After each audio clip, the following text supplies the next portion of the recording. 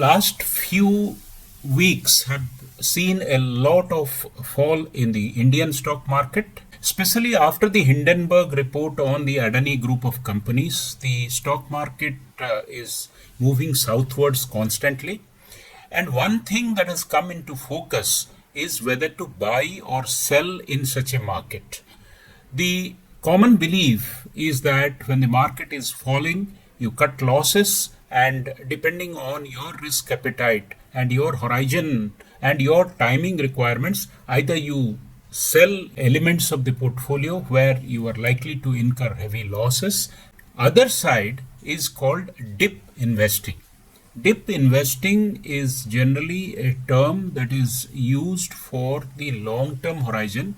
That is, when the stock is falling, you catch that stock so that you encash the market movements, and when the market looks up, your stock as well as your portfolio gains in price. Remember, this is no investing advice per se, but examining the pros and cons, whether you are catching a falling knife and you are hurting yourself.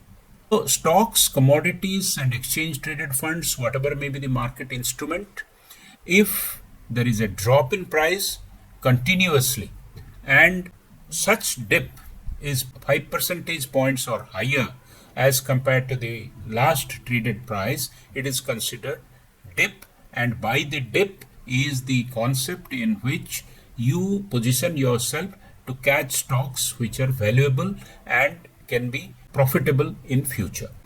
The first fundamental thing, you buy in the dip only when the fundamentals are favorable.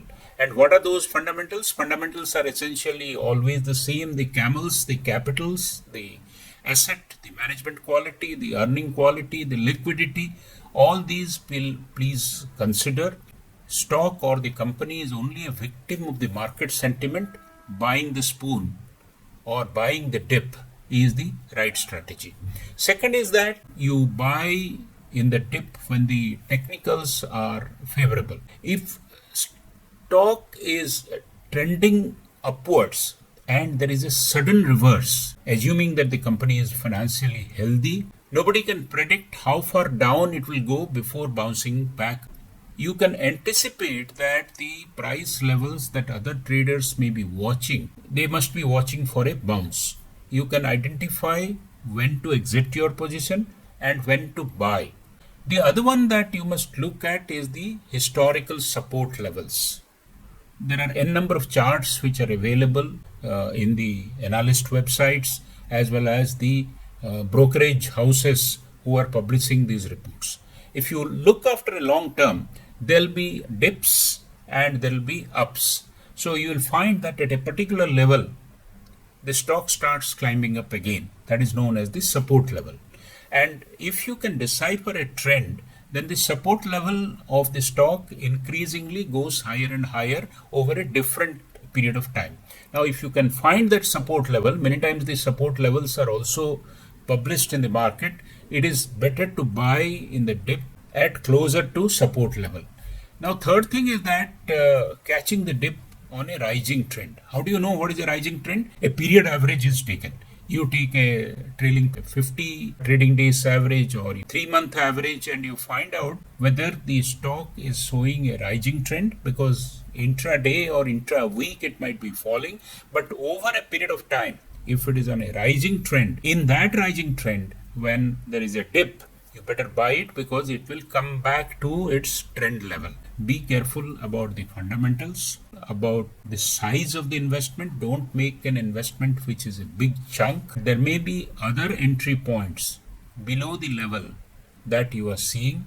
Depending on your risk appetite, the minimum level is a function of what you gather from other wise people, your own study of the fundamentals, and because you are timing the market, which many pundits, many wise people have not been able to do.